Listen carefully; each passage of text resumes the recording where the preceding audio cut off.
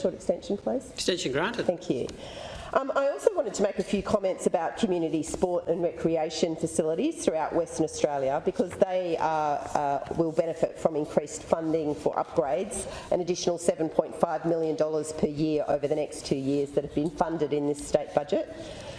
The increase in funding means the Community Sporting and Recreation Facilities Fund will increase to $20 million for the 2023-24 and 24-25 financial years, up from $12.5 million per year.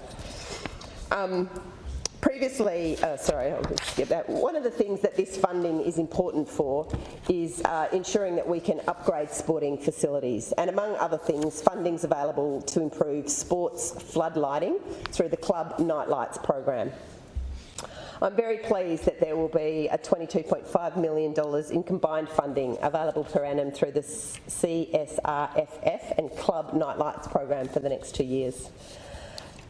Sport, recreation and community activities are really important for delivering important social, health and economic benefits to local communities, and I know this uplift in funding is of particular interest to the Balga Soccer Club and particularly Club President Ken Shorto and his committee and all of the players.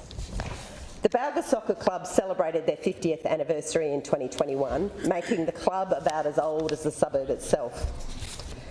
The club plays at Princess Reserve in Balga, and they've aspired for many years to upgrade the lighting at their playing fields, particularly so they can extend the training time that's available to them into the evening hours. This is becoming particularly pressing as the number of women and girls in particular has grown in recent years, and I think we all expect that is likely to continue to grow as the FIFA Women's World Cup comes to Perth in July. I met your Balga as I'm going to come to them. They're great young women indeed. The club offers juniors players the opportunity to play soccer fee-free, and that is available because parents don't have to pay club fees, which of course can be prohibitively expensive for soccer. But the club in return expects parents to do a certain number of volunteer hours, and so they've been incredibly successful in building active parent participation and also successful in attracting significant sponsorships, and I'm very proud to be one of their sponsors and supporters. It is a really terrific local club that reflects the multicultural nature of the community I represent.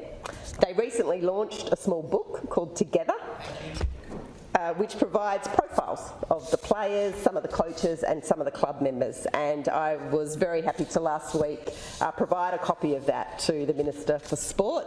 I think it's a really beautiful book that profiles so much about the people who are the heart of that community club.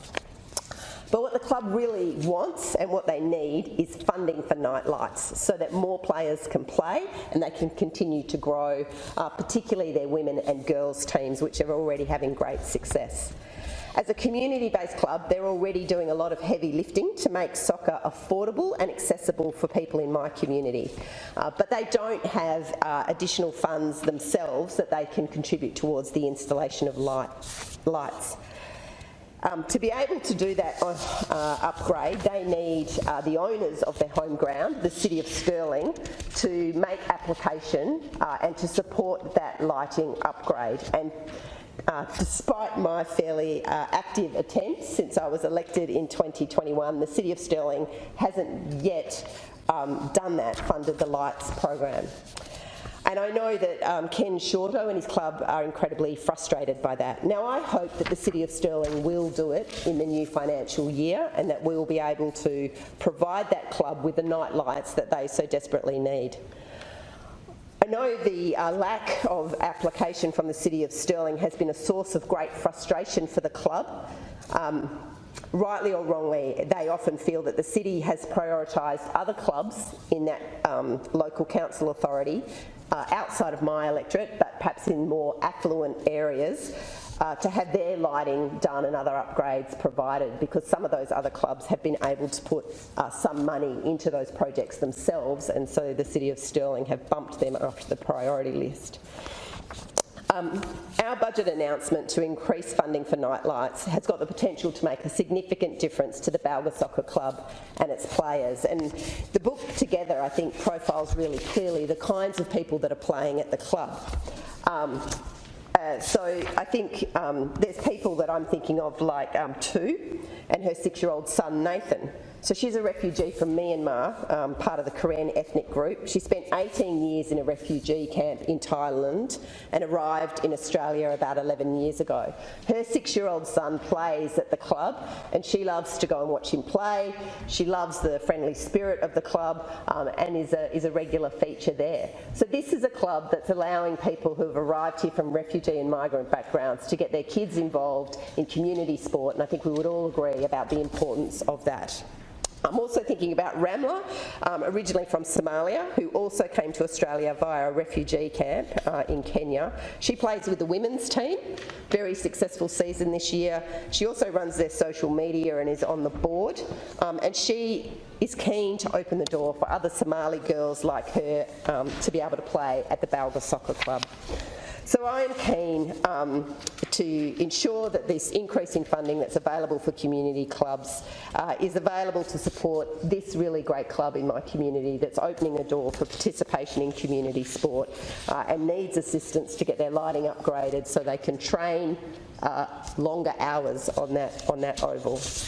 They could do so much more if they had that lighting installed. Deputy Speaker, I'm almost out of time, but I did want to make a couple of other quick references. Firstly, I wanted to... That would, yeah, we're planning to do that. Yep, that'd Very impressed. They're an exemplar club, that one. What they're doing for making sure that as many young people as possible participate is remarkable. Yeah, it's a fantastic club, great model. We'll be very happy to have you, Minister. That'll be great. I also